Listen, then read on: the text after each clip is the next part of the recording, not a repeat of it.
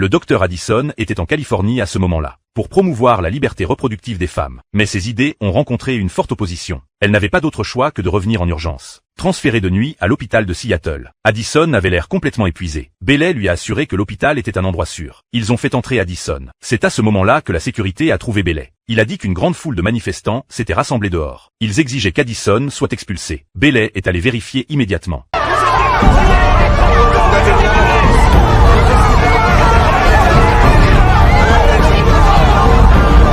Face à une foule aussi en colère, Bailey n'avait pas d'autre choix que d'appeler le directeur à l'aide. Addison a pris le téléphone. Elle a dit que tout était de sa faute. Ces gens étaient venus à cause d'elle. Mais elle n'avait jamais partagé son emploi du temps. Son téléphone était toujours éteint. Elle ne savait pas comment ils avaient découvert qu'elle était ici. Weber lui a dit que ce n'était pas de sa faute. Avec autant de manifestants dehors, la sécurité a recommandé de fermer temporairement l'hôpital. Qu'est-ce que vous voulez qu'on fasse, Altman? Restez ouvert, faites appel à des renforts et tenez-moi au courant. D'accord. N'éteignez pas votre téléphone. D'accord.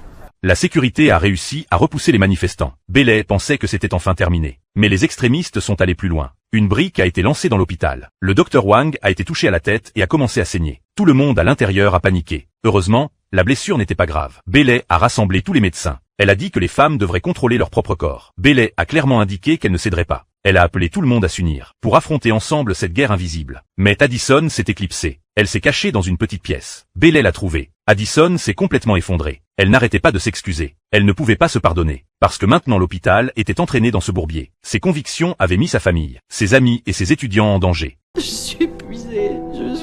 Je suis terrifiée. Je vais pas bien. Allez, c'est normal, je comprends bien.